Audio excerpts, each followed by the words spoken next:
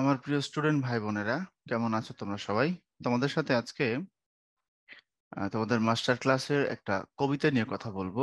SSC 2023 model test প্রোগ্রামের বাংলা অংশে কবিতাটার নাম তোমাকে পাওয়ার জন্যে হে স্বাধীনতা। শামসুর রহমানের যতগুলো বিখ্যাত কবিতা আছে তার মধ্যে আলোচিত কবিতাগুলোর মধ্যে এটা একটা। কেন আলোচিত সেটা নিয়ে এখন কথা বলবো। শুরু করি, চলো। তোমাকে পাওয়ার জন্যে হে স্বাধীনতা, এটা কবির ওই যে বললাম এটা বিখ্যাত কবিতা, এবং এটা বন্দি শিবির থেকে, ওখান থেকে এটা কালেকশন করা হয়েছে। এখন এই যে বন্দি শিবির থেকে কবির যে একটা বই, এই বইয়ের কাব্য মানে বুঝবা কবিতার বই। এই বইয়ের সবগুলো কবিতা 1971 সালে যখন মুক্তিযুদ্ধ চলে তখনকার সময়ে লেখা। এবং উনি এই বইয়ের মধ্যে যে কবিতাগুলো লিখছেন প্রত্যেকটা কবিতার মধ্যে মুক্তিযুদ্ধ, দেশপ্রেম, বাঙালির আত্মত্যাগ এগুলো নিয়ে কথাবার্তা আছে, স্বাধীনতার কবিতা সবগুলোই। এখন তোমরা জানো কবি সাহিত্যিকেরা বিভিন্ন সময় সিচুয়েশন যদি ডিমান্ড করে তাহলে তারা ছদ্মনাম ব্যবহার করে থাকেন। শামসুর রহমান একটা ছদ্মনাম ব্যবহার করেছিলেন এই কবিতার বইটা কি বলে কবিতাগুলো প্রকাশ করার সময়, সেটা হচ্ছে মজলুম আদিব। মজলুম আদিব, এই মজলুম আদিব শব্দের অর্থ হচ্ছে নির্যাতিত কবি বা জুলুমের শিকার হওয়া কবি। মজলুম মানে যার উপরে জুলুম করা হয়েছে। কবি সাহিত্যিকরা ছদ্মনাম নেওয়ার কারণ হচ্ছে দুইটা, আমি তোমাকে বলি। একটা কারণ হচ্ছে এমনিই, কোনো কারণ নাই, তারা এমনিই নেন। রবীন্দ্রনাথ ঠাকুর প্রায় 8-9টা ছদ্মনাম ব্যবহার করছেন, তোমরা একটা জানো, ভানুসিংহ ঠাকুর। এর বাইরে আরো অনেকগুলো কবিতার কি বলে ছদ্মনাম আছে, যেমন আন্নাকালী পাকড়াশি, অকপট চন্দ্র ভাস্কর, নবীন কিশোর শর্মন, দিকশূন্য ভট্টাচার্য, বাণী বিনোদ, বিদ্যা বিনোদ, শ্রীমতী মধ্যমা, শ্রীমতী কনিষ্ঠা, এরকম অনেকগুলো নাম আছে ওনার। তো আবার কোনো কোনো সময় কবি সাহিত্যিকরা ছদ্মনাম গ্রহণ করেন পরিস্থিতির কারণে। পরিস্থিতির কারণে কিরকম?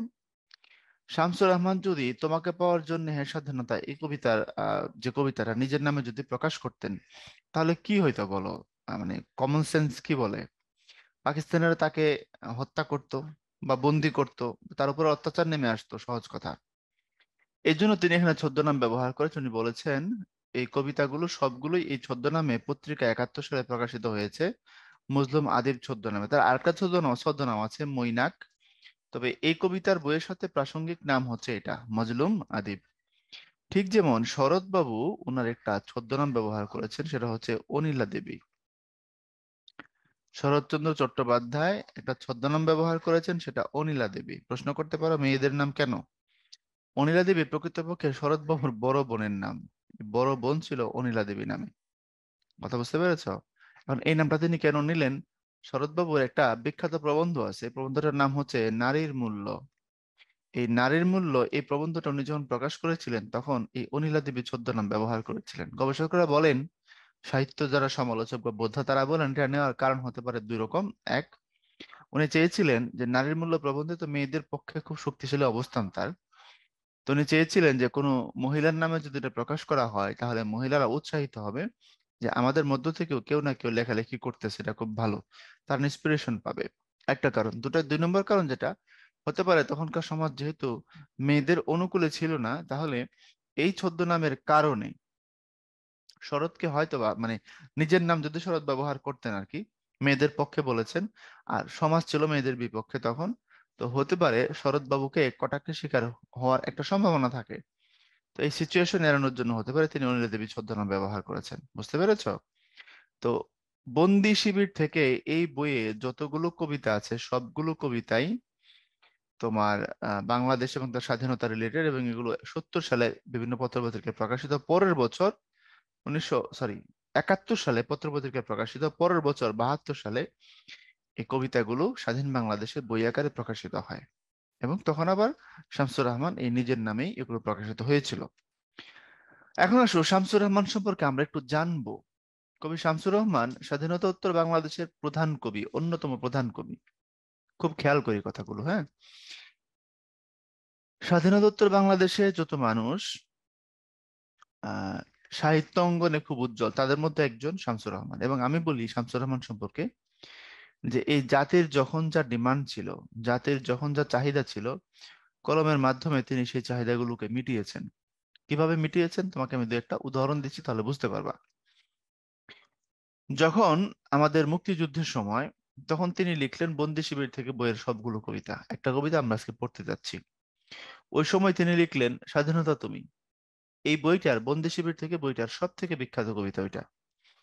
স্বাধীনতা তুমি রবি ঠাকুরের অজর কবিতা, অবিনাশী গান। স্বাধীনতা তুমি কাজী নজরুলের ঝাঁকড়া চুলের বাবরে দোলানো সৃষ্টি সুখের উল্লাসে কাঁপা মহান পুরুষ। লম্বা দীর্ঘ কবিতা। স্বাধীনতাকে বিভিন্ন অ্যাঙ্গেল ডাইমেনশন থেকে, দৃষ্টিভঙ্গি থেকে তিনি দেখেছেন, ব্যাখ্যা করেছেন, বিশ্লেষণ করেছেন। এই হলো 71 সালে স্বাধীনতার যখন সময় ছিল, তখনকার জাতির ডিমান্ড এবং সেই ডিমান্ড পূরণে শামসুর রহমানের প্রয়াস। পরবর্তীতে 75 পরবর্তী সময়ে বাংলাদেশ যখন আবার একটা উল্টা পথে গমন করেছিল কিছু সময়ের জন্য, বাংলাদেশের অনেক চেতনায় তখন পাকিস্তানের চেতনার মতো ছিল। সত্যি বলতে এটাই কথা। তোমার দুঃখ লাগতে পারে, কিন্তু কথা সত্যি। তো 75 থেকে 90 এই দুঃসময়টার মধ্যে উনি লিখেছিলেন উদ্ভট উটের পিঠে চলেছে স্বদেশ। 90-এর গণ আন্দোলনে 87 সালে তোমাদের বইয়ে আছে, বিজিএস বইয়ে, যখন বিজিএস এ যাবো তখন দেখাবো, ওখানে দেখবা এক জায়গায় আছে শহীদ নূর হোসেন, ওই যে স্বৈরাচার নিপাত যাক, গণতন্ত্র মুক্তি পাক, বুকে পিঠে লিখে নূর হোসেন গুলিস্তানের 0 পয়েন্টে গুলি খেয়ে মারা গেছিল না? এই নূর হোসেন যখন গুলি খেয়ে মারা গেল, তখন তাকে নিয়ে শামসুর রহমান একটা বিখ্যাত কবিতার বই লিখলেন। কবিতার বইয়ের নাম বুক তার বাংলাদেশের হৃদয়। এই যে এটা, বুক তার বাংলাদেশের হৃদয়। অর্থাৎ তার বুকের যে কথাটা, স্বৈরাচার নিপাত যাক, এটা সমস্ত বাংলাদেশের মানুষের মনের কথা। 69-এর যখন গণ অভ্যুত্থান হলো, গণ অভ্যুত্থানের আন্দোলনের সময় ঢাকা বিশ্ববিদ্যালয়ের ইতিহাস বিভাগের ছাত্র আসাদ গুলি খেয়ে মারা গেলেন।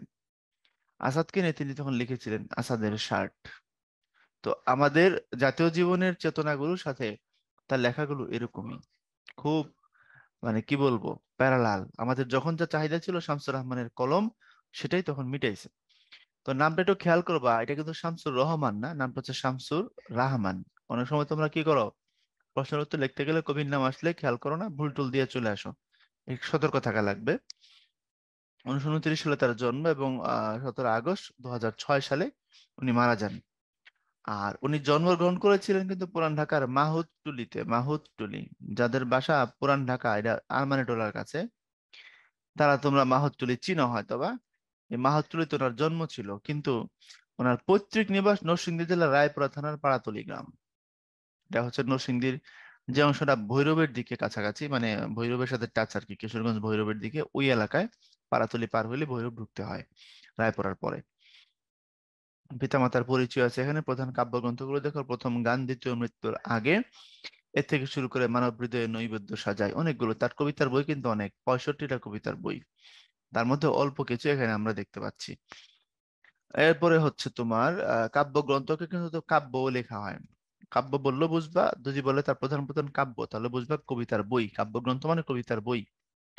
আর বিশেষ অর্জন, তিনি বাংলা একাডেমি পুরস্কার পাইছেন, 21 পদক পাইছেন। আমাদের সাহিত্যের সবচেয়ে বড় পুরস্কার কোনটা? বাংলা একাডেমি পুরস্কার, মাথায় রেখো। সাহিত্য অবদানের জন্য সরকার যতগুলো পুরস্কার দেয় সাহিত্যাঙ্গনের মানুষদেরকে, যাতে তার মধ্যে সবচেয়ে বড় পুরস্কারের নাম হচ্ছে বাংলা একাডেমি পুরস্কার। মাথায় থাকে যেন এটা, হ্যাঁ?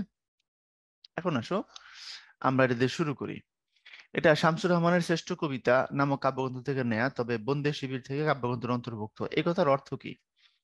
এই কথার অর্থ হলো, একটু ভালো মতো বুঝো। একটা হচ্ছে তোমার কাব্য গ্রন্থ, আরেকটা হচ্ছে কাব্য সংকলন।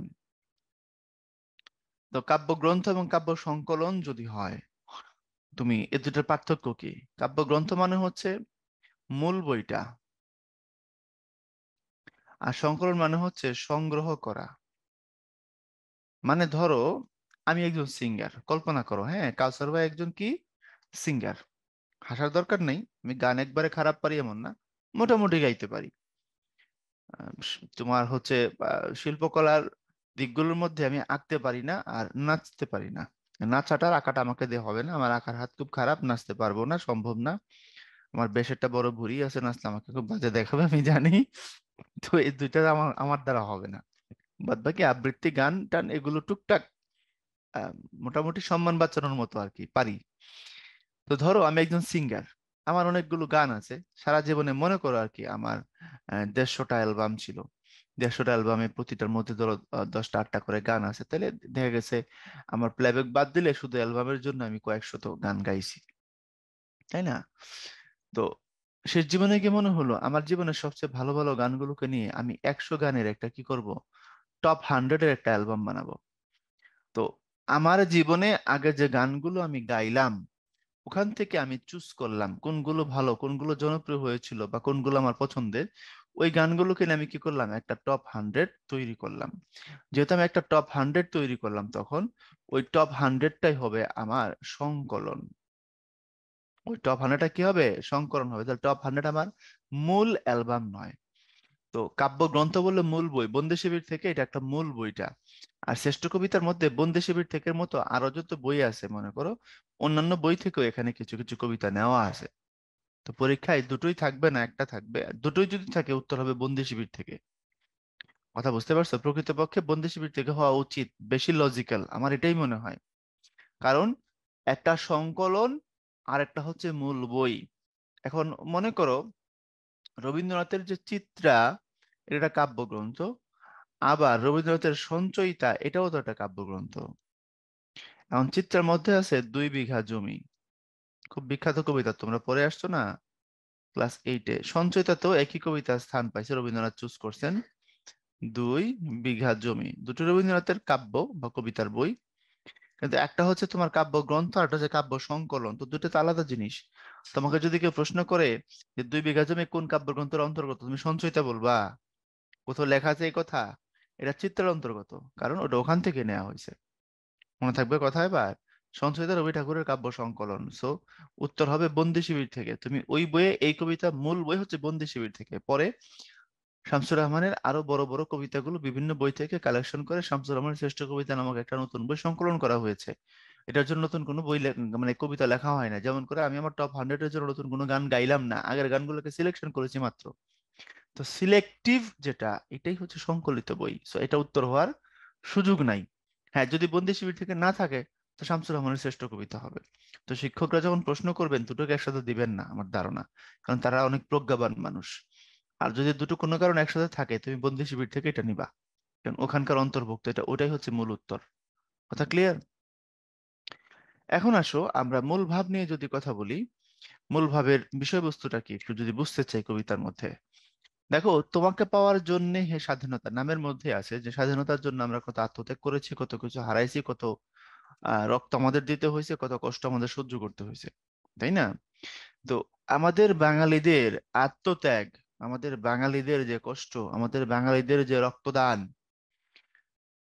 এই দেশের মানুষের যে দুঃসময় তারা পার করছে 71 সালে, এই সব কিছু নিয়ে হচ্ছে তোমাকে পাওয়ার জন্য হে স্বাধীনতা। এখানে দেখো স্বাধীনতার জন্য দিতে হয়েছে চরম মূল্য, পাকিস্তান হানাদার বাহিনী চালায় বর্বর হত্যাযোগ্য ছাত্রাবাস, বস্তি উজাড় হয়, রাইফেল মেশিন গান ট্যাঙ্ক নিয়ে ধ্বংসযজ্ঞ চালায় পাক হানাদার, কিন্তু বাঙালিকে দমানো যায়নি। দেশপ্রেমে উদ্বুদ্ধ কৃষক জেলে মাঝি নির্বিশেষে সকলের স্বাধীনতাকে ছিনিয়ে আনতে দৃঢ় প্রতিজ্ঞ হয়ে যুদ্ধে ঝাঁপিয়ে পড়ে। এই যে আমরা সংক্ষেপে মূল কথাটা শুনলাম, তো এখানে আমরা কি বুঝলাম? এখানে বুঝলাম সমস্ত শ্রেণী পেশার মানুষ, টপ টু বটম, প্রত্যেকেই স্বাধীনতার জন্য আত্মত্যাগ করেছে। আমাদের স্বাধীনতার যুদ্ধটাকে দেখবা কোনো কোনো জায়গায় জনযুদ্ধ বলা হয়, খেয়াল করে দেখো। জনযুদ্ধ মানে জনতার যুদ্ধ, সমস্ত জনতাই যদি এই যুদ্ধের এক একজন সৈনিক বা সোলজার হয়ে যান, তাহলে সেটাকে কি বলা যায়? জনযুদ্ধ বলা যায়। আবার আমাদের স্বাধীনতার যুদ্ধটাকে আমরা মুক্তিযুদ্ধও তো বলি।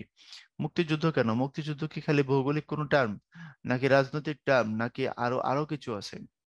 স্বাধীনতা একটা রাজনৈতিক বিষয়। আমরা একটা ভূখণ্ডকে স্বাধীন করে ফেলাইলাম, কিন্তু মুক্তি তার থেকে অনেক বেশি। স্বাধীনতা মুক্তি থেকে কম তাৎপর্য বহন করে। স্বাধীনতা একটা ভূখণ্ডকে অন্যের দাসত্ব থেকে ছিনিয়ে নেয়ার তাৎপর্য বহন করে। আর মুক্তি স্বাধীনতা অর্জন এবং সমস্ত মানুষকে কষ্ট থেকে, দুঃখ থেকে, হতাশা থেকে, দারিদ্র্য থেকে মুক্ত করে নতুন উন্নত জীবনের সন্ধান দেওয়াকে বোঝায়। এটা হচ্ছে স্বাধীনতার যুদ্ধ আর মুক্তিযুদ্ধ কথার মধ্যে পার্থক্য। এই জন্য স্বাধীনতার থেকেও মুক্তি বড়, এটা মাথায় রেখো। তো ওখানে বলা আছে যে তোমাকে পাওয়ার জন্য স্বাধীনতা, সাকিনা বিবির কপাল ভাঙলো, সিঁদুর সিঁদুর মুছে গেল হরিদাসী। তো হরিদাসীটা হচ্ছে তোমার একটা হিন্দু মহিলার ক্যারেক্টার। এখানে হরিদাসী বলতে বোঝানো হয়েছে বাংলাদেশের যত মহিলা তখন যুদ্ধের সময় স্বামী হারাইছেন তাদের প্রতিনিধি হচ্ছে হরিদাসী। কেন? হিন্দু ধর্ম অনুযায়ী যদি কোনো মহিলার কোনো মেয়ের হাজবেন্ড মারা যায় তখন সে আর সিঁদুর পরে না সিঁথিতে, যে মহিলারা এখানকার সিঁদুর দেয় না, এটা আর তারা পরে না। তাহলে হরিদাসীর সিঁথির সিঁদুর মুছে গেছে, মানে হরিদাসী বিধবা হয়েছে। এই হরিদাসীর মাধ্যমে কিন্তু প্রকৃতপক্ষে যত মেয়ে তার হাজবেন্ড হারাইছে তাদেরকে দেখানো হয়েছে, number one. Number two, Sakina বিবির কপাল ভাঙলো, এর অর্থ কি? কপাল ভাঙলো মানে স্বাধীনতা যুদ্ধের সময় বাংলাদেশের কিছু মহীয়সী নারী, যাদেরকে আমরা পরে বলেছি বীরাঙ্গনা, তারা পাকিস্তানিদের দ্বারা সম্ভ্রম হানির শিকার হয়েছে, অর্থাৎ তারা ধর্ষিত হয়েছে। এবং পরবর্তীতে কিন্তু এই মহিলাদেরকে পুনর্বাসিত করার জন্য বঙ্গবন্ধু সরকারকে অনেক কষ্ট করতে হয়েছে। এটা খুব চ্যালেঞ্জিং ছিল, কারণ অনেক সমাজ থেকে আবার অনেকে তাদেরকে গ্রহণ করতে চাচ্ছিল না, এমনকি কোনো কোনো পরিবার তাদেরকে গ্রহণ করতে চায়নি। কত মর্মান্তিক! তোমরা যদি, আমি বীরাঙ্গনা বলছি, এই বইটা যদি পড়তে পারো তাহলে এই কাহিনীগুলো বুঝতে পারবা। বইয়ের নাম হচ্ছে আমি বীরাঙ্গনা বলছি, আমি বীরাঙ্গনা বলছি, নীলিমা ইব্রাহিমের লেখা বই, নীলিমা ইব্রাহিম। অথবা তুমি চাইলে এই বইটার কিছু কিছু পার্ট আবৃত্তি শুনতে পারো, মানে ধারা বর্ণনার মতো করে ইউটিউবে পাবা, সার্চ দিবা আমি বীরাঙ্গনা বলছি লিখে। তো দেখো, এই এই মহিলা, এই মেয়েগুলোকে বা মহিলাগুলোকে পরবর্তীতে দেখা গেছে তার স্বামী গ্রহণ করতে চায় নাই, কাউকে পরিবার গ্রহণ করতে চায় নাই, কাউকে সমাজ গ্রহণ করতে চায় নাই। এরা খুব চ্যালেঞ্জিং ছিল বঙ্গবন্ধু শেখ মুজিবুর রহমান সরকারের জন্য এই মহিলাদেরকে পুনর্বাসিত করা আবার। তো সাকিনা বিবি তাদের একজনের প্রতিনিধি, যিনি তার সম্ভ্রম হারিয়েছিলেন।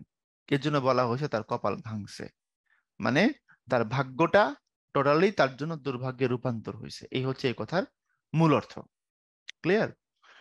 তো আসো, এই জিনিসগুলো নিয়ে আমরা আস্তে আস্তে যাব সামনের দিকে, বুঝবো কিভাবে কিভাবে হয়েছে, এগুলো নিয়ে আমরা কথা বলবো। দেখো বলছে, স্বাধীনতা আসবে বলে সাকিনা বিবির কপাল ভাঙলো। এই সাকিনা বিবি কে? সাকিনা বিবি একজন, সহজ কথায় যদি বলি, উনি একজন বীরাঙ্গনা। আমরা স্বাধীনতা যুদ্ধের পরে আমাদের পুরুষ মুক্তিযোদ্ধা যারা, তাদেরকে বীর বলেছি, কেউ শহীদ কেউ গাজী, অর্থাৎ মৃত্যুবরণ করেননি, তাদেরকে বীর বলেছি, তাই না? তাদের মধ্যে যাদের অবদান খুব বেশি ছিল, কাউকে বীর প্রতীক, কাউকে বীর বিক্রম, কাউকে বীর উত্তম, এবং সাতজনকে আমরা বলেছি বীর শ্রেষ্ঠ। বীর শ্রেষ্ঠদের সবাই শহীদ হয়েছেন। আর মহিলাদের মধ্যে, নারীদের মধ্যে যারা তাদের সম্ভ্রমের মাধ্যমে আমাদেরকে স্বাধীনতা দিয়েছেন, এদেরকে আমরা পরে বলেছি বীরাঙ্গনা। মনে থাকবে?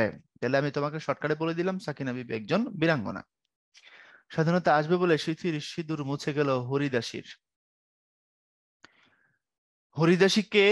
হরিদাসী হচ্ছে এমন একটা মেয়ে যার স্বামী মারা গেছে, মানে হরিদাসী কি হয়েছিল? হরিদাসী বিধবা হয়েছিল, এই জন্য বলা হয়েছে তার সিথির সিঁদুর কি হয়েছে? মুছে গেছে।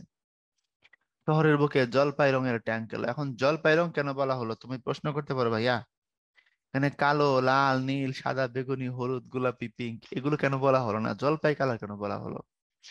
জলপাই কালার হচ্ছে মূলত, এটা আর্মিদের কালার। এটা কিসের কালার? আর্মিদের কালার বোঝানোর জন্য জলপাই কালার বলা হয় আর কি। ট্যাঙ্ক, যত ট্যাঙ্ক আছে তার মধ্যে একটা কমন কালার এটা। আমাদের দেশের আর্মিদের পোশাকের মধ্যে দেখবা এই অলিভের তোমার হচ্ছে আহ, প্রাবল্য আছে, ব্যবহার আছে। পৃথিবীর ম্যাক্সিমাম আর্মিদের মধ্যে দেখবা কোনো না কোনো দিক থেকে কিছুটা অলিভ থাকে, সবার মধ্যে থাকে এমন না। আমাদের ভারতীয় সাবকন্টিনেন্টে দেখবা জলপাই কালার বলতে আছে। বুঝতে পারছো? এমনকি জাতিসংঘের পতাকাতেও অলিভের কিছু প্রভাব তুমি পাবা, খুব সম্ভবত। ম্যাচ করে নিও। তো এখন এই জলপাই কালার বললে এটা আর্মি কালার বোঝায়। আমাদের যে ট্যাঙ্ক গুলো আছে না, যুদ্ধের ট্যাঙ্ক বাংলাদেশে এখন দেখবা এগুলোর মধ্যে জলপাই কালার আছে। তারপরে তোমার সেনাবাহিনীর পোশাকের মধ্যে দেখবা জলপাই কালার আছে। তো জলপাই রঙের ট্যাঙ্ক এ কথা দিয়ে বোঝাইছে যত্রতত্র সেনাবাহিনীর যাতায়াত, সেনাবাহিনীর কাজ কাম। মানে 25শে মার্চে যখন কাপুরুষের মতো পাকিস্তানের আমাদের উপর ঝাঁপায় পড়লো, আমরা ঘুমন্ত নিরস্ত্র বাঙালি, রাত্র 11:30 বাজে তারা যখন আমাদের উপরে ঝাঁপাইলো, আমরা তো জানতাম না তারা আমাদের উপরে ওই দিন হামলা করবে। তো ঢাকায় তারা সেদিন কয়েক হাজার মানুষকে নির্মম ভাবে হত্যা করে। মানে রিক্সাওয়ালা, সাধারণ মানুষ, চা দোকানি, ঢাকা বিশ্ববিদ্যালয়ের হল, যেটা এখন ঢাকা বিশ্ববিদ্যালয়, তোমার তখন ছিল আল্লামা ইকবাল হল, জহুরুল হক হল যেটা এখন, এই হলগুলোতে তারা প্রচন্ড লেভেলের তোমার হচ্ছে নির্মমতা চালাইছে। কেন? 25শে মার্চের যে অপারেশন সার্চলাইটের কথা আমরা বলি, তারা যেটা সাংকেতিক নামে চালাইছিল অপারেশন সার্চলাইট, অপারেশন সার্চলাইটের কিছু বেসিক নর্মস ছিল তাদের, মানে তারা কি কি কাজ করবে, কোন দিক দিয়ে করবে, এরকম কিছু কাহিনী তাদের ছিল। তারা বলছিল যে ক্যান্টনমেন্ট গুলোতে দখল নিতে হবে, বাঙালি আর্মি যারা আছে, অফিসার যারা আছে, তাদেরকে নিরস্ত্র করতে হবে, অ্যারেস্ট করতে হবে, বন্দি করতে হবে। তারপর রাজারবাগ পুলিশ লাইন যেটা আছে, বাংলায় পুলিশ যারা আছে তাদেরকে নিরস্ত্র করতে হবে, ওখানে অস্ত্র আছে। তারপরে পিলখানা, এখন যেটা আমরা দেখি হচ্ছে তোমার ওই যে সীমান্ত স্কোয়ারের ভিতর দিয়ে যে পিলখানা, বিজিবি হেডকোয়ার্টার, তখন সেটা ছিল ইস্ট পাকিস্তান রাইফেলস। এই ইস্ট পাকিস্তান রাইফেলস, তার ভিতরে যত বাঙালি সৈনিক আছে, অফিসার আছে, তাদেরকে নিরস্ত্র করতে হবে, প্রয়োজনে অ্যারেস্ট করতে হবে অথবা বন্দি করে ফেলতে হবে। আর ঢাকা বিশ্ববিদ্যালয়ের হল, কিছু হল টার্গেট ছিল, কারণ বিশ্ববিদ্যালয়ের ছেলেরা এই বাঙালিকে স্বাধীনতার মন্ত্র উজ্জীবিত করছে, এই জন্য তাদের উপরে পাকিস্তানিদের ক্ষোভ ছিল। আর সাধারণ মানুষের কিছু অংশকে নির্মমভাবে মেরে দাও, মানে পাকিস্তানিরা ভাবছিল যে আমাদের উপরে কিছুদিন হত্যাকাণ্ড চালাইলে, কয়েক হাজার মানুষ যদি তারা মেরে দেয়, তাহলে হয়তোবা বাঙালি স্বাধীনতার জন্য আর কোনোদিন কিছু বলবে না, চুপ করে যাবে। মানে আমাদের মধ্যে যে স্বাধীনতার স্পৃহা তৈরি হয়েছে, এটা হয়তোবা মরে যাবে, আমরা স্বাধীনতা চাইবো না। তো তাদের ওই অপারেশন সার্চ লাইটে আর প্ল্যান বি বলে কিছু ছিল না, যে বাঙালি যদি দাঁড়ায়া যায়, যদি বাঙালি প্রতিবাদ করে বসে, তখন আমাদের পরিকল্পনা কি হবে, এরকম প্ল্যান বি তাদের ছিল না। তো তারা ভাবছিল যে আমরা ভাত খাওয়া ভীতু বাঙালি, আমরা কিছু বলবো না, মার খাবো, আমরা চুপ করে যাব। কিন্তু ঘটনা ঘটলো উল্টা, আমাদের উপর তারা হামলা করলো, আমরাও লুঙ্গি কাঁচা মাইরা, লাঠি সোটা যে যেখানে যেটা পাইছি ওটা নিয়ে দাঁড়ায় গেছি। বাঙালি কি পারে সেটা আমরা দেখাই দিয়েছি, পরের 9 মাসে গাজরিয়া মাইট দিয়ে একবারে মনে করো হাঁটাই হালাইছি। কথা বুঝতে পেরেছো কি? এই ছিল আমাদের প্রতিবাদ এবং প্রতিরোধ। তার আমাদের জন্য, আমাদের স্বাধীনতার জন্য আমাদের রক্ত দিতে হয়েছে, অনেক সাকিনা বিবি তৈরি হয়েছে বাংলাদেশে, অনেক হরিদাসী তৈরি হয়েছে, এগুলো সত্য। তবে সবকিছুর বিনিময়ে আমরা স্বাধীনতার লাল সবুজ পতাকা ছিনিয়ে নিয়ে আসছি। এই দেশ এখন আমার, এই মাটি এখন আমার। তারপরে রিকোয়েললেস রাইফেল আর মেশিন গান খই ফোটালো যত্রতত্র। রিকোয়েললেস রাইফেল এক ধরনের রাইফেল, আর মেশিন গান খই ফুটাইছে, মানে প্রচন্ড গুলি বর্ষণ করছে, এটা বোঝানোর জন্য এই কথাটা বলা হয়েছে, প্রচন্ড গুলি বর্ষণ। তারপরে বিধ্বস্ত পাড়ায় প্রভুর বাস্তবিটার ভগ্নস্তূপে দাঁড়িয়ে আর্তনাদ করলো একটা কুকুর। এখানে দুইটা চিত্র আছে, একটা চিত্র হচ্ছে প্রভুর বাস্তবিটার ভগ্নস্তূপে, অর্থাৎ কুকুরটা যে বাড়িতে পালিত হতো, ওই বাড়ির বাস্তবিটা যত কিছু আছে সবকিছু ভেঙে চুরে চুরমার হয়ে গেছে, আগুন দিয়ে হয়তো বা জ্বালানো হয়েছে, কিছু নাই, ধ্বংস হয়ে গেছে, সবাই হয়তো বা মারা গেছে, কিন্তু কুকুরটা বেঁচে। সে ওখানে দাঁড়িয়ে আর্তনাদ করেছে কুকুরটা, এটা একটা প্রাকৃতিক প্রতিবাদ বোঝানো হয়েছে। এটা যারা কথা বুঝতে পেরেছো, এটা দিয়ে কি বোঝানো হয়েছে? প্রাকৃতিক প্রতিবাদ। ধুত্তরে এক বুড়ো উদাস দাওয়ায় বসে আছেন, তার চোখের নিচে অপরাহ্নের দুর্বল আলোর ঝিলিক। বৃদ্ধ মানুষ তো, বয়সের শেষ দিকে আছে তাই। তো এই যে একটা অনাথ কিশোরীর কথাও আছে, আমরা পরে পড়বো। একটা অনাথ কিশোরী হাড্ডিসার, সে বসে আছে কোথায়? রাস্তার ধারে থালা হাতে। তারপরে থুত্তরে বুড়ো বসে আছে উদাস দাওয়ায়। এই চিত্রগুলো তখনকার সময় আমাদের জন্য কমন ছিল। আমি তোমাদেরকে একটা ডকুমেন্টারি দেখতে বলবো, দেখতে পারবা? ইউটিউবে পাবা। তোমরা তো ইউটিউবে গিয়ে সমানে নাচ গান দেখো, তো একটু ভালো কাজ কিছু করো। ডকুমেন্টারির নাম হচ্ছে স্টপ জেনোসাইড। স্টপ জেনোসাইড মানে হচ্ছে গণহত্যা বন্ধ করো। এটা জহির রেহানের তৈরি করা ডকুমেন্টারি। একটু কাইন্ডলি এটা দেখবো। আমার ক্লাস যখন তুমি দেখতেছো, সম্ভব হলে তখনই বের হও, ক্লাস থেকে বের হয়ে ডকুমেন্টারিটা দেখো, এখন দেখো, দেখে আবার ক্লাসটায় আসো। হয়তো ক্লাস শেষ হলে তোমার আর মনে থাকবে না, মনে চাইবে না, এখনই যাও, এখনই যাও ডকুমেন্টারিটা দেখে আসো। ডকুমেন্টারি কি? ডকুমেন্টারি মানে হচ্ছে এখানে কোনো অভিনয় থাকবে না, কোনো স্ক্রিপ্ট নাই যে আমি ডায়লগ পড়বো, অভিনয় করবো, এক্সপ্রেশন দিব, নট লাইক দ্যাট। ডকুমেন্টারি মানে হচ্ছে যা ঘটছে এই সবগুলোকে কি করা? ক্যামেরায় ধারণ করা। যা ঘটছে আমার সামনে এগুলোকে আমি ক্যামেরায় ধারণ করেছি, এটাই হচ্ছে মূলত ডকুমেন্টারির বেসিক আইডিয়া। তো জহির রেহান এই ডকুমেন্টারিটা তৈরি করেছিলেন 71 সালে। এটার মধ্যে কি আছে একটু কাইন্ডলি দেখে আসো, তাহলে বুঝতে পারবে এই দেশ, এই মাটি এমনি এমনি আসে নাই, অত সহজে আমরা পাই নাই। তো ওই যে অনাথ কিশোরী হাড্ডিসার বসে আছে রাস্তার ধারে থালা হাতে, আর থুত্তরে বুড়ো উদাস দাওয়ায় বসে আছে, এই জিনিসগুলো আসলে কেমন বাস্তবে দেখতে ছিল, সেগুলো দেখতে পারবা যদি স্টপ জেনোসাইড দেখো। তারপরে আসো, দগ্ধ ঘরের নড়বড়ে খুঁড়ি ধরে দাঁড়িয়ে আছে মোল্লা বাড়ির এক বিধবা। আহ, মানে কেউ নাই তার আর। পথের ধারে শূন্য থালা হাতে বসে আছে হাড্ডি সারনাথ কিশোরী, মাত্রই বললাম। এই তথ্যগুলো ইম্পর্টেন্ট প্রত্যেকটা। সগির আলীকে শাহবাজপুরের জোয়ান কৃষক, কেষ্ট দাসকে জেলেপাড়ার সবচেয়ে সাহসী লোক, মতলব মিয়া মেঘনা নদীর দক্ষ মাঝি, রুস্তম শেখ ঢাকার রিকশাওয়ালা যার ফুসফুস এখন পোকার দখলে। এরা সবাই সাধারণ মানুষ এবং স্বাধীনতা যুদ্ধের শহীদ। বুঝতে পারছো, স্বাধীনতা যুদ্ধে যে সর্বস্তরের মানুষের রক্তের দরকার হয়েছিল বা অংশগ্রহণ ছিল বা আত্মত্যাগ ছিল, এটা হচ্ছে এই সগির আলী, কেষ্ট দাস, মতলব মিয়া, রুস্তম শেখ, তাদের মাধ্যমে আমরা বুঝতে পারি। তারাও স্বাধীনতার জন্য কি করেছেন? একে একে জীবন দিয়েছেন। তাদের রক্ত, তাদের আত্মত্যাগ আমাদের স্বাধীনতার পথকে কি করেছে? সহজ করেছে, আমাদের স্বাধীনতার পথকে আগাইয়ে দিচ্ছে আমাদের স্বাধীনতার দিকে। কথা ক্লিয়ার হয়েছে? এরপরে আসো আমরা যদি এরপরে সামনের দিকে যদি যাই, আমরা কিছু কোশ্চেন নিয়ে এবার কথা বলবো। তোমাকে পাওয়ার জন্য স্বাধীনতা কবিতায় শাহবাজপুরের জোয়ান কৃষক কে?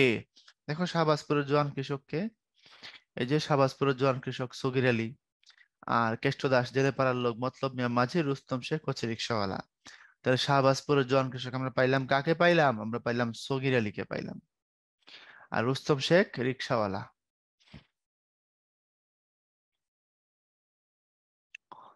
মতলব মিয়া মাঝি,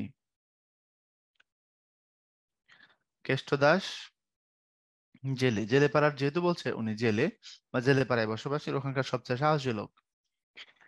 এরপরে আসো তারাও যায় সময় বদলের পক্ষে শত্রুর মুখোমুখি স্বাধীনতা যুদ্ধে, তাই বইটা আর রাইফেল এক হয়ে গিয়েছিল সিদামের হাতে। বইটা মাঝি, রাইফেল যোদ্ধা। এখন উদ্দীপকের সিদাম তোমাকে পাওয়ার জন্য স্বাধীনতা কবিতায় কার প্রতিনিধিত্ব করে? মতলব মিয়ার।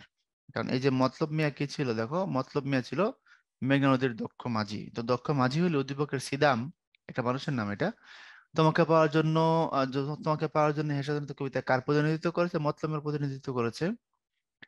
কথা ক্লিয়ার? মাঝি হিসাবে যুদ্ধ করেছে, তো মতলব মিয়া মাঝি ছিল, সেই দিক থেকে এটা মতলব মিয়ার প্রতিনিধিত্ব। আচ্ছা, তারাও যায় সময় বদলের পক্ষে শত্রুর মুখোমুখি স্বাধীনতা যুদ্ধে, তাই বৈঠা আর রাইফেল এক হয়ে গিয়েছিল সিদামের হাতে। তোমাকে পাওয়ার জন্য স্বাধীনতা কবিতায় কবিতার যে বিষয়টি উদ্দীপকে প্রকাশ হয়েছে তা হলো মহান মুক্তিযুদ্ধে সাধারণ মানুষের সক্রিয় অংশগ্রহণ। হ্যাঁ, নেওয়া যাবে। দেশপ্রেমিকরা দেশের সংকটে নিষ্ক্রিয় থাকে না, এটাকেও নেওয়া যাবে। এটাকেও নেওয়া যাবে এই কারণে, কারণ আহ দেশপ্রেমিক বলতে এখানে একজন মাঝি। তো এই মাঝি কি করে নাই? সে থেমে থাকে নাই, সে যুদ্ধে চলে গেছে, সে যুদ্ধ করছে। তারপরে মানবতা বিরোধীদের বিরুদ্ধে মানবিক মূল্যবোধের উচ্চারণ, এটাও নেওয়া যাবে। সো আমরা তিনটাই নিয়ে নিলাম। তারপরে আসো যখন হানাদার বাদ্য সঙ্গীতে ঘৃণার প্রবল মন্ত্রে জাগ্রত, স্বদেশের তরুণ হাতে নিত্য বেজেছে অবিরাম, মেশিন গান, মর্টার গ্রেনেড। এটা হচ্ছে মোহাম্মদ মনিরুজ্জামানের কবিতা। এটা কবিতায় আর কি লিখব যখন বুকের রক্তে লিখেছে একটি নাম, বাংলাদেশ। খুব সম্ভবত কবিতাটার নাম শহীদ স্মরণে। খুব সম্ভবত শহীদ স্মরণে এই কবিতাটা মোহাম্মদ মনিরুজ্জামানের লেখা। উদ্দীপকের চেতনা তোমাকে পাওয়ার জন্য স্বাধীনতা কবিতার সাথে যে দিক থেকে মিল রয়েছে, পাকিস্তানি বাহিনীর হত্যাকাণ্ড, ধ্বংসযজ্ঞ, সংগ্রামী বাঙালির অপরিসীম আত্মত্যাগ, তারপর নারীকে হত্যাকাণ্ডের বিরুদ্ধে প্রতিরোধ, স্বাধীনতার জন্য বাঙালির আত্মত্যাগের শাশ্বত চিত্র। একটু খেয়াল করে দেখো, আমরা এখানে আসলে পাই কি? একটু খেয়াল করো, মানে কথাটার মধ্যে আমরা টোটাল থিমটা কি পাই? যখন হানাদার বধ সঙ্গীতে, মানে হানাদারদেরকে মারার সঙ্গীতে ঘৃণার প্রবল মন্ত্রে জাগ্রত হয়েছে স্বদেশের তরুণ হাত, এবং তরুণ হাতের নৃত্য বেজেছে অবিরাম, মেশিন গান, মর্টার গ্রেনেড। তাইলে এখানে বাঙালিরা স্বাধীনতা যুদ্ধের বিজয়ের জন্য বাঙালির প্রবল প্রতিরোধ এবং আত্মত্যাগ দুটোই আমরা একসাথে পাই, তাই না? সো আমরা শেষেরটাকে উত্তর হিসেবে নিব, বাঙালি স্বাধীনতার জন্য বাঙালির প্রতিরোধ এবং আত্মত্যাগের শাশ্বত চিত্র। শাশ্বত মানে অবিনশ্বর, সবসময় থাকে এমন। একটি নতুন পৃথিবীর জন্ম হতে চলেছে, কথাটির দ্বারা বোঝানো হয়েছে স্বাধীনতা নিকটবর্তী, দেশ সেগুলো স্বাধীন হবে। পাক বাহিনীর পরাজয় আসন্ন, তো স্বাধীনতার নিকটে দেশ স্বাধীন হয়ে যাবে, পাক বাহিনীর পরাজয় আসন্ন, তিনটাই। তোমাকে পাওয়ার জন্য হে স্বাধীনতা কবিতায় এতিম হলো সাকিনা বিবি, হরিদাসী অবুঝ শিশু, অবুঝ শিশু। সুতরাং এটা কোথায় আছে? এটা বিতে আছে, এটা নিলাম। আর হরিদাসী ছিল বিধবা, সাকিনা বিবি ছিল বীরাঙ্গনা, সম্ভ্রম হারানো। তারপরে হচ্ছে তোমার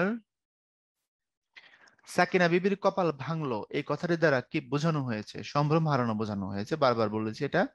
অবুঝ শিশু হামাগুড়ি দিল পিতামাতার লাশের উপর, এই চরণে কি প্রকাশ পাইছে? বর্বরতা, নৃশংসতা, বিশ্বাসঘাতকতা। এখান থেকে যদি আমি উত্তর হিসেবে নিতে চাই তিনটার মধ্যে, কোনটা সব থেকে ভালো উত্তর? বিশ্বাসঘাতকতা, অবুঝ শিশু পিতামাতার লাশের উপরে হামাগুড়ি দিয়েছে, এটার মধ্যে বিশ্বাসঘাতকতাকে আমরা খুব বেশি পরিষ্কার ভাবে পাই না। এখান থেকে যদি নিতে হয় তাহলে বর্বরতাটা ভালো উত্তর একদিক থেকে, মানে চূড়ান্ত বর্বরতা। বর্বরতা মানে কি? অসভ্য, বাজে আচরণের একদম ফাইনাল পয়েন্ট। আর নৃশংসতা তো বুঝোই, নিষ্ঠুরতা। সুতরাং এই দুইটাকে নিতে পারবো, এক দুই। এক দুই হলে প্রথমটা উত্তর হবে। তোমাকে পাওয়ার জন্য স্বাধীনতা কবিতায় কার চোখের নিচে অপরাহ্নের দুর্বল আলোর ঝিলিক? থুত্তুরে বুড়ো, বুড়া হয়ে গেছে যে, এই জন্য বলা হয়েছে অপরাহ্নের দুর্বল আলোর ঝিলিক।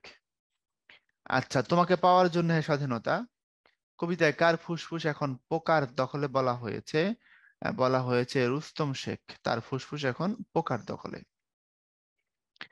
তারপর দানবের মতো চিৎকার করতে করতে কি এসেছিল ওখানে? পরিষ্কার করে কি বলা ছিল দেখো তো। রিকোয়েললেস রাইফেল ক্ষয় ফুটাইছে কিভাবে? যত্র তত্র। তারপরে বলা হয়েছে তোমার মেশিন গান, রিকোয়েললেস রাইফেল, এগুলো যত্রতত্র ক্ষয় ফুটাইছে। তো দানবের মতো চিৎকার করতে করতে এসেছিল হচ্ছে ট্যাঙ্ক। ট্যাঙ্কের ব্যাপারে বলা হয়েছে সে ছিল দানব। স্মৃতির সিঁদুর, স্মৃতির সিঁদুর মুছে গেল কার? হরিদাসীর। বাতাসে লাশের গন্ধ, মাটিতে লেগে আছে রক্তের দাগ, নদীতে পানির মধ্যে ভেসে থাকা মানুষের পচা লাশ, মুন্ডহীন বালিকার লাশ, কুকুরে খাওয়া বিভৎস শরীর ভেসে ওঠে চোখের ভেতর, আমি ঘুমাতে পারি না। তোমাকে পাওয়ার জন্য হে স্বাধীনতা কবিতায় কুকুরের আর্তনাদ দ্বারা কে বোঝানো হয়েছে? সতর্ক সংকেত, প্রাকৃতিক প্রতিবাদ, নবীন রক্তে প্রাণস্পন্দন, হানাদারদের প্রতি ঘৃণা। প্রাকৃতিক প্রতিবাদ, তোমাদের লিখে দিয়ে আসছিলাম। উদ্দীপকের চেতনা তোমাকে পাওয়ার জন্য স্বাধীনতা কবিতায় কার মধ্যে ফুটে উঠেছে? আচ্ছা, এখানে একটা উদ্দীপক ছিল। উদ্দীপকটা হচ্ছে তোমার মানে সাকিনা বিবির, তারপরে হরিদাসী, তারপরে মোল্লাবাড়ির বিধবা, মতলব মিয়া। এখানে একটা উদ্দীপক ছিল, উদ্দীপকটা আমি তোমাকে একটু বলছি, একটু দাঁড়াও। উদ্দীপকটা হচ্ছে এরকম: ছিঁড়ি গোলামের দলিলকে ছিঁড়ি, বেপরোয়াদের দলে গিয়ে ভিড়ি, খুঁজি কোনখানে স্বর্গের সিঁড়ি, কোথায় প্রাণ। বুঝতে পারছো? ছিঁড়ি, আমি লিখে দিই, ছিঁড়ি